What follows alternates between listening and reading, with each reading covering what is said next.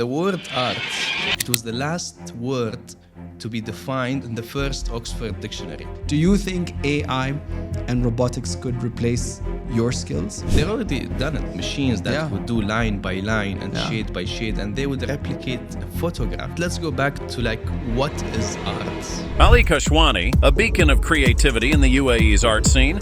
Each piece crafted by Ali goes beyond visual appeal, serving as a narrative and a conduit of emotions.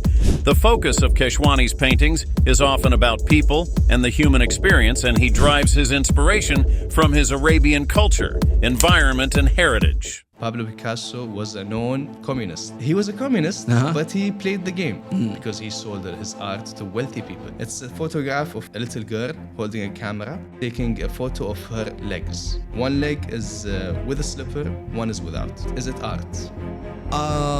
Few short sentences that will make it art. Wow. Yeah. Living Chinese artists who are selling to Chinese buyers and prices higher than Picasso. The value is not in the paint and the canvas. The value is in the small label, which is the artist who made it.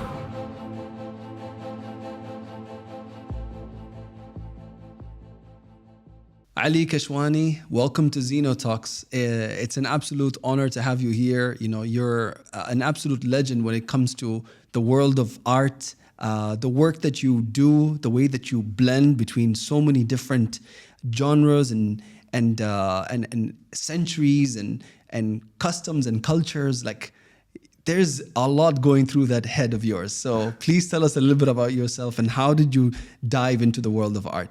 Thank you, Amar. Thank you. How did I dive? So I think there's an origin story to everyone. Mm-hmm. So my origin story, I've told it many times before, but I'm the fourth out of 5 siblings, so I'm kind of a middle child. I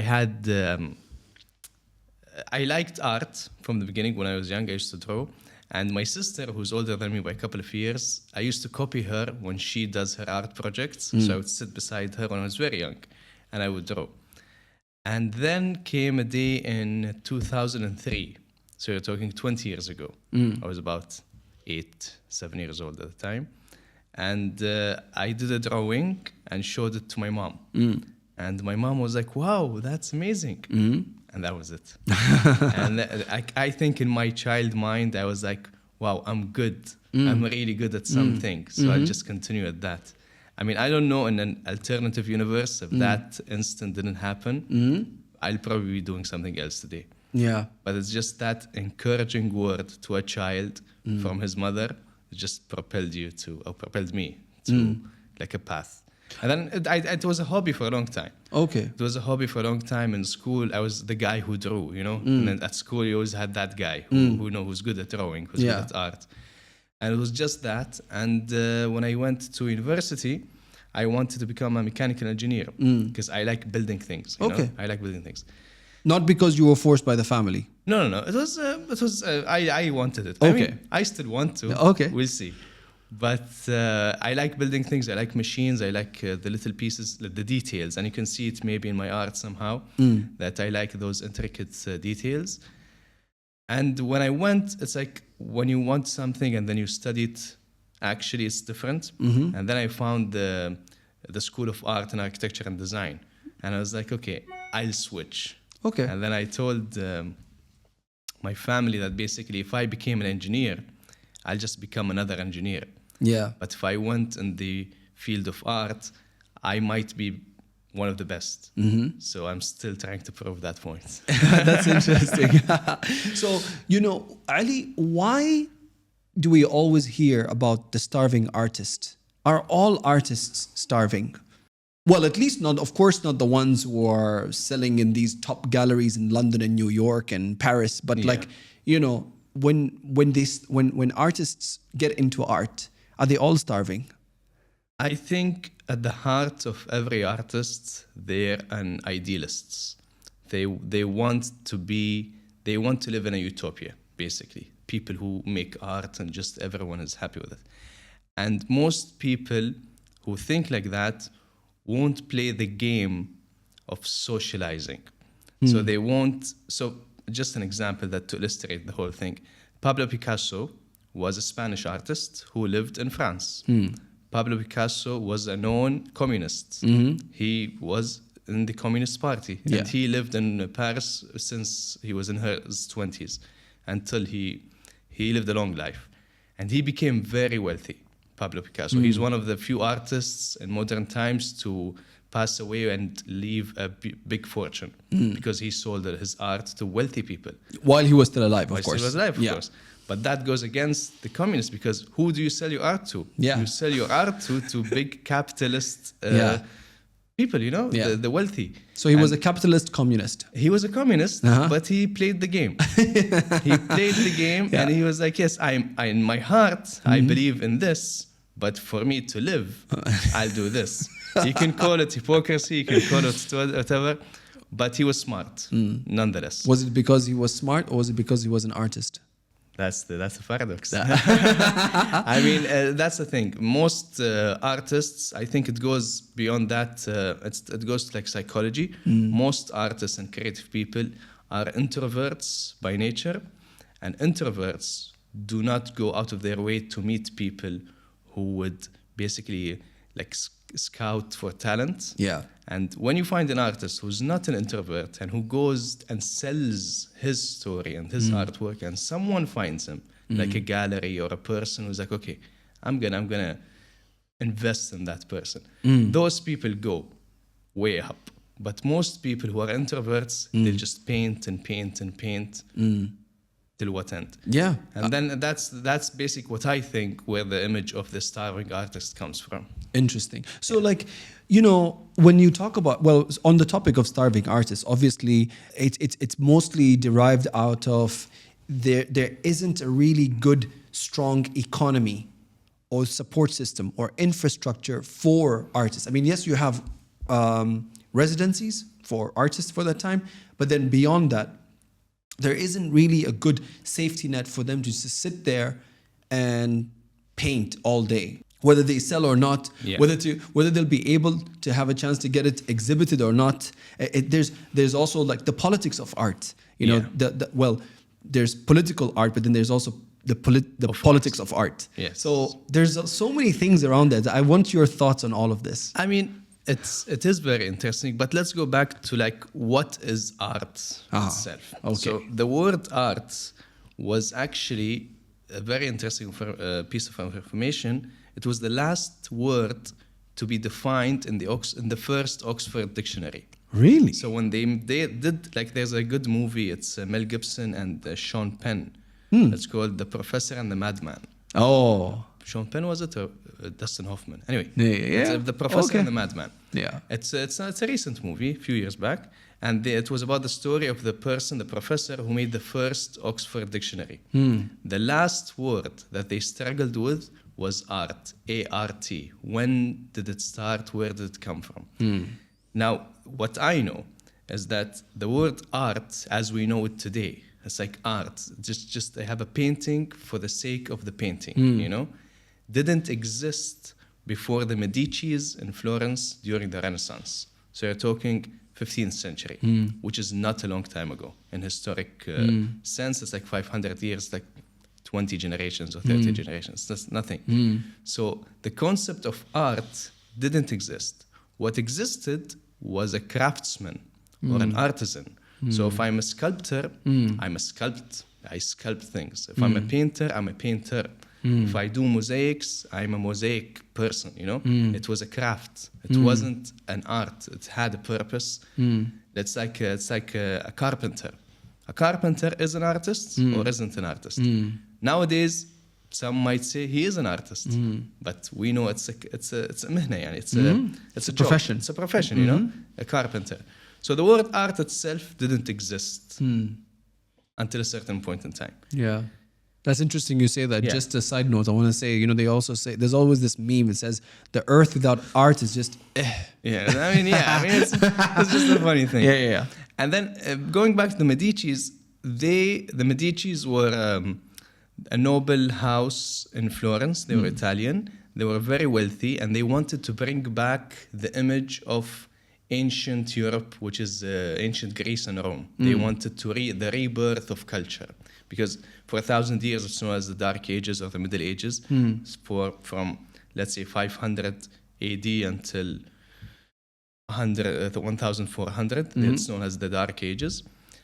It wasn't actually Dark Ages, but it's known in literature as the Dark Ages. And they came towards the end of that, and they're like, we're going to do the Renaissance. Renaissance in Italian, basically the rebirth of culture. Let's sponsor artists, just beauty, just give money to artists and let them create. Okay. So that was the beginning.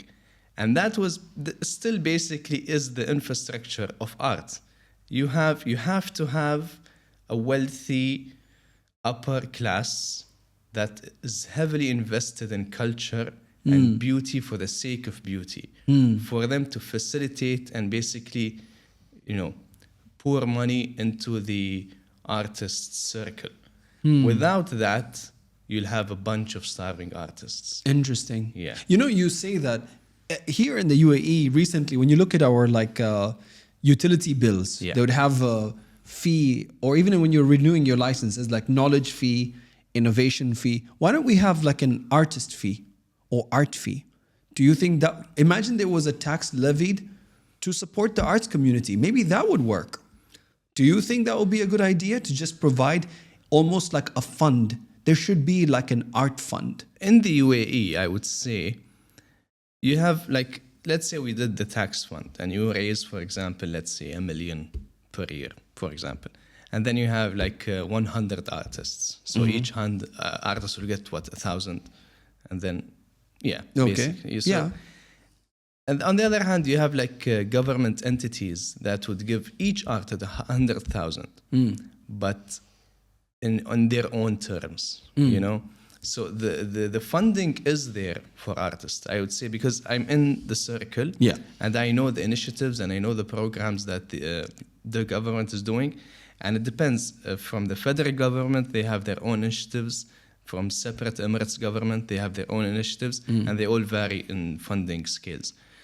But the funding is there, but the appreciation, I believe, for art in the mass population of the UAE, I mean Emiratis, is still not to 100%. Okay. It is higher than 10 years ago and definitely higher than 20 years ago, but it's not to the scale that everyone is willingly going to pay a fee for artists. Interesting. So let me then ask you this though. When you say appreciation, do you think artists in general, here or around the world, are not just appreciated, but are they understood by the general public?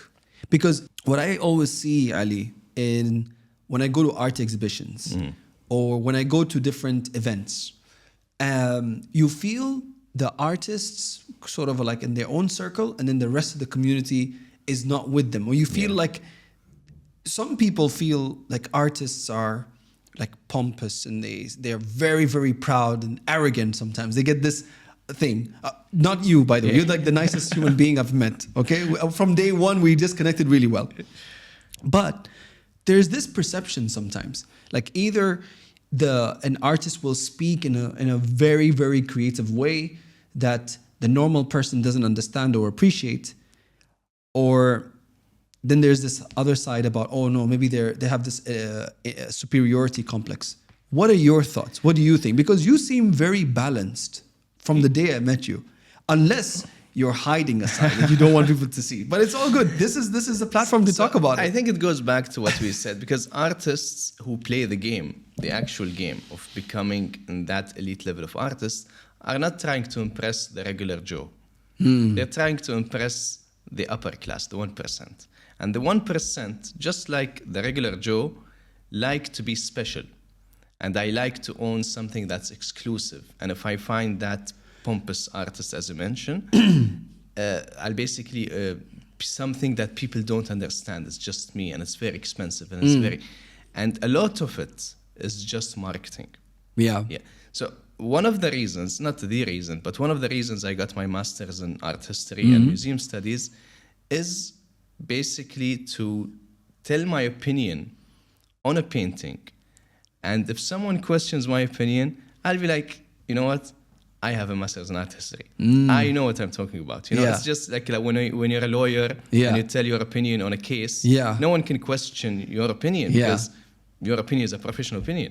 So that was one of the reasons, because I go to art galleries and I go to exhibitions all the time, and I can spot an actual artwork and I can spot an imposter. And imposters are many. Plenty. Plenty. So going back to Picasso. Okay. We all know what a Picasso looks like. Yeah. Maybe many people can't name the painting, but we know what a Picasso looks like a Picasso painting. Yeah. He didn't do that until many years in his career. For many, many years, early Picassos, if you Google them, they're classic academician art where he painted people as people, where he painted landscapes like normal paintings. Then he became rebellious. It's like, I can relate it to comic artists, actually. So many of the comic artists who draw for Marvel and DC and so on have actual degrees in art. Because in order for you to draw Spider-Man in a very extravagant position, you'll have to know Da Vinci's Vitruvian Man by heart for you to manipulate it.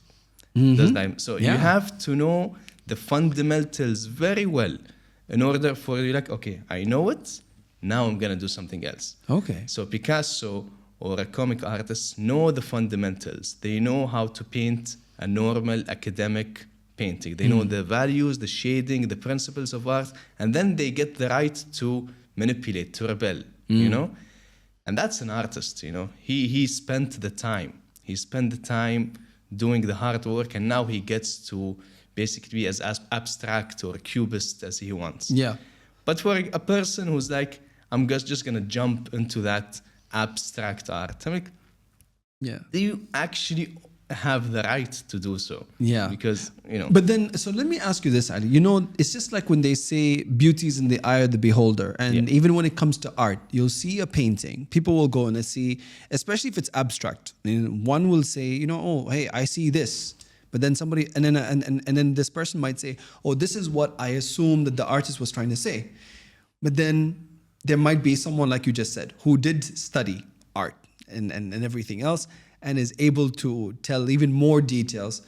Who's right in this point? Is it just because you have the qualification, or is it in the eye of how somebody sees it? You know, remember that sometimes you'd see say, oh, this dress is yellow, or this dress is green, or like, okay, maybe that one's a little bit absurd. It's not a great example, but you know what I mean? Yeah, I mean, everyone says like art is subjective. And you can't really argue with that because, yes, it is subjective, but not like totally. Okay. You know? We can have some objectivity into it. I can tell when a bad painting is there, and I can tell when a good painting is there. There is no dispute in that. Subjectivity goes into taste, I think. Like taste and preferences and upbringing, that's the subjective part. But so, for example, I'll tell you a story. Photography. Photography is a form of art nowadays, which is a whole story when it comes to painting and stuff. So photography did to painting. There's like a team between photographers and... So photography did to painting what AI is doing to photography now. Because painting for the longest time was basically documentation. Yeah. Because if you see the painting, it was Jacques-Louis David. He painted the coronation of Napoleon. And of course, the actual coronation was not as grandeur as this, but it's the only evidence we have. And he painted two of them, and they're large paintings. One of them is, maybe both of them are in Paris, but I saw one of them in real life. And it's a huge painting. And it's like a magnificent. And it's the only image in my head because Jacques-Louis David documented that moment. And then photography came in the 18th century, you know? 18th century, yes. Or 19th century, sorry. And it killed it. Because, and you can see it from like the paintings of presidents and royals. It was painting, black and white photograph. And it's like that was the point where painting lost a lot of its value. Yeah. And it's at that moment in the late 1800s where artists became to explore other things, where like the likes of Van Gogh came in. So the painting was not about documentation anymore. It was about something else. So it evolved. Anyway, there's this photograph. I'll tell you the photograph and you tell me if it means anything. It's a photograph of someone, a little girl, holding a camera, taking a photo of her legs. One leg is with a slipper, one is without. Okay? Is it art? No. I'm the beholder now. Because I myself wouldn't think it is. I'll tell you few short sentences that will make it art. So this photographer is an Iranian photographer. He went to a refugee camp. Okay. And he brought a bunch of kids and he gave each of them a camera. And he's like, go take photos and come tomorrow. One girl didn't come. And then he found her later and he was like, why didn't you come? And she's like, I couldn't find my slippers, but I took a photo. See? Oh, okay. See the reaction. Now it's something else. Yeah. So okay. That's a beautiful story. Thank you, Ali. That's a good story. So let me ask you this. Do you think, you said, for example, you want to study mechanical engineering. Yeah. Imagine you as Ali, mechanical engineer, now you want to augment your skills.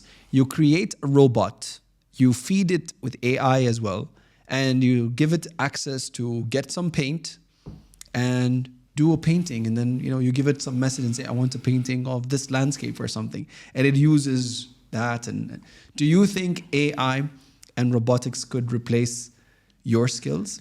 If we're talking skills, yes.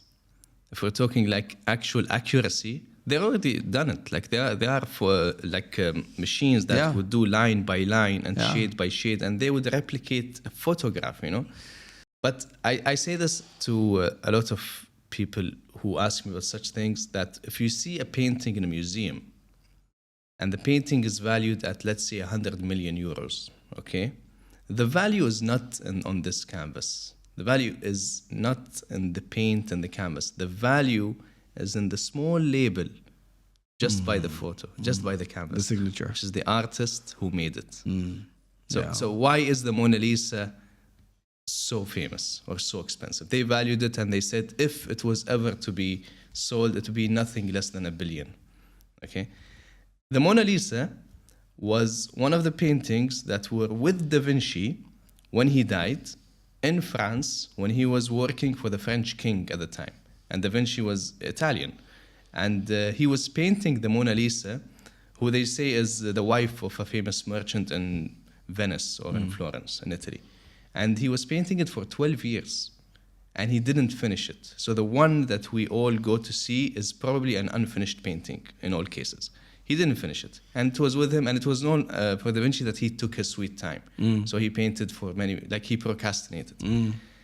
And he passed away in France, and the king of France took this painting and he owned it. And then the royals in France owned it until the French Revolution, it was hanged in the Louvre. And the days of Napoleon again. Napoleon keeps coming. And there is a sketch of a newspaper in Paris where you can see a little Mona Lisa hanging amongst many other paintings. Okay. So it was just one painting amongst many. Okay. And then one day it disappeared. Someone it's in 1911. Yeah. Someone stole it. And like, who stole it? And then it was this Italian person who worked as a night shift guard in the Louvre, and he went and he opened, of course in 1911 they were on security guard, he opened the canvas, he took the painting and he was like, this painting belongs in Italy. Okay. And then took it, and 2 years later they found it with him and they brought it back, and then it was the Mona Lisa, Very interesting. the biggest marketing campaign ever on art. Wow. They were like, this is the Mona Lisa, it's back. And then for like 110 years now, we're still gawking at the Mona Lisa. If it wasn't stolen, it wouldn't be the case. That's really interesting. Yeah. I thought that the whole hype about the Mona Lisa was that the fact that when you look at her eyes, that they follow you in any part of the room or something like that. I mean, I went there and I was in Paris and I saw the Louvre and I was like, bro, it wasn't following me. I think someone has been saying that.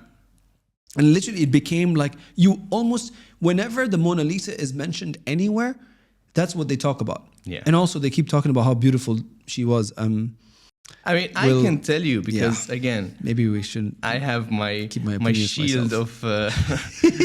But the Mona Lisa, technically speaking, is a masterpiece. Like it's one of Da Vinci's best examples of the technique in art that he invented, or he pioneered, which is basically, it's called stufumo in Italian. I'm not sure if I'm pronouncing it right, but it's basically how to paint the from the nail to the skin of the finger. How can you blend it in a way that's not sharp? You don't see like the line. He blends it in paint, and then with the lips and the skin and all of that, he has certain touch that no one has done it before him, but a lot of people have done it after him. Yeah. So he pioneered in that.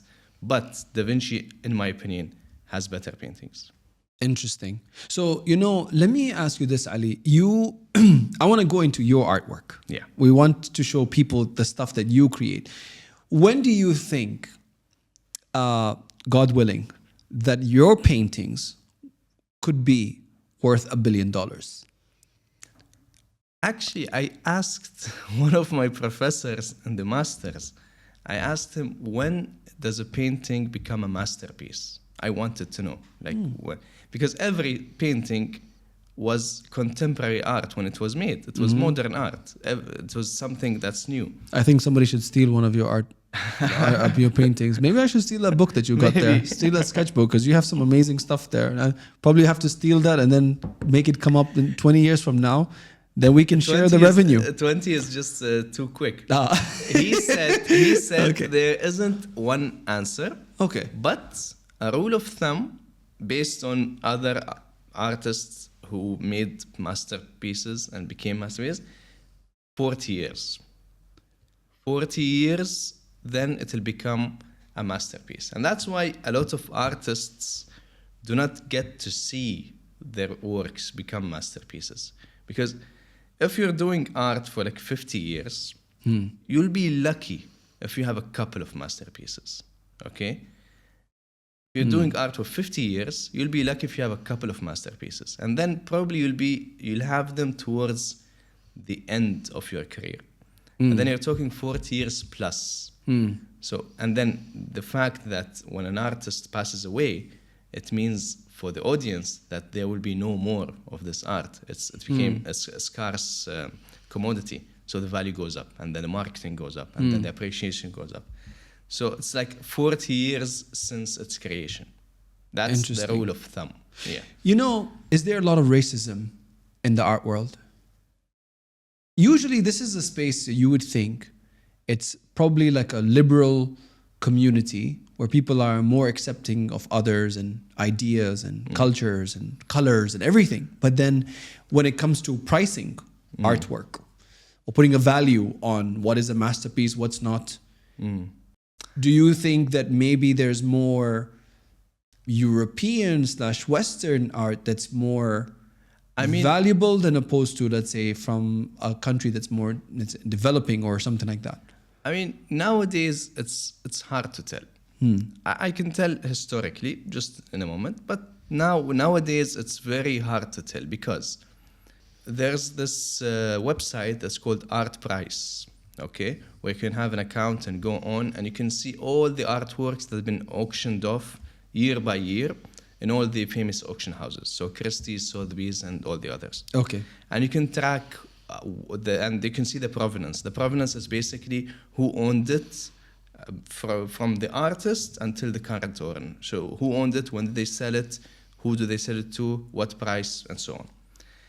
Nowadays, you have living Chinese artists who are selling to Chinese buyers and prices higher than Picasso.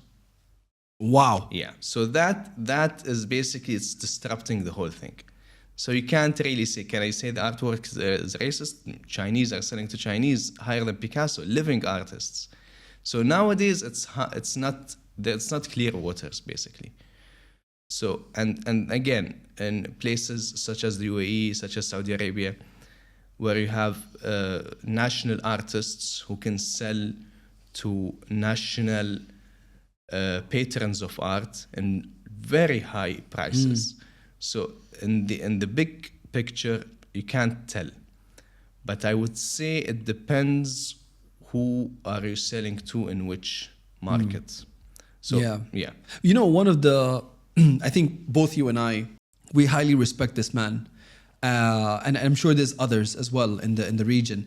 Or Sultan Al-Qasmi. Yeah. He's a legend, founder of Barjil Art Gallery. He teaches Middle Eastern political art. Yes. And he is a major patron, supporter of artists from the Middle East region. I think he's done a great job in it to explain what they do, to showcase their work, to buy their work. And I think he's someone that really put them and gave them a platform.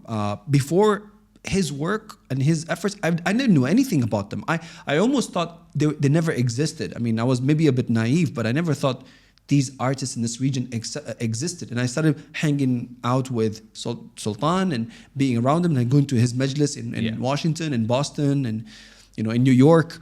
And I'm like, oh my God, where did he find all these people? So do you think we need more sultans? Yes.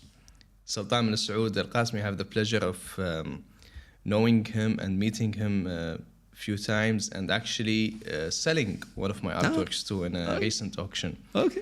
Congratulations. And, thank you.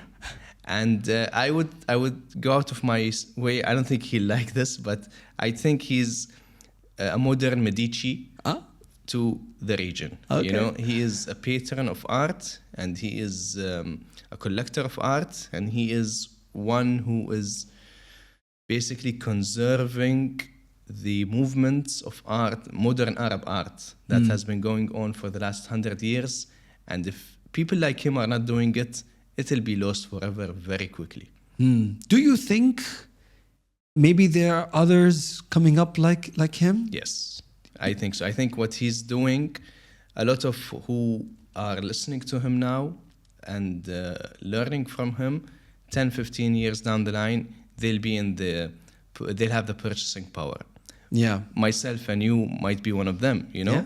We can start small, we can go big, but it'll become, I think, hopefully, it'll become part of the culture. Collecting art from local artists and regional artists will become something that it's just the way it is, you know? Yeah. I buy from regional artists. Yeah. You know? And That's incredible. No, a shout out to Sultan Al-Qasmi.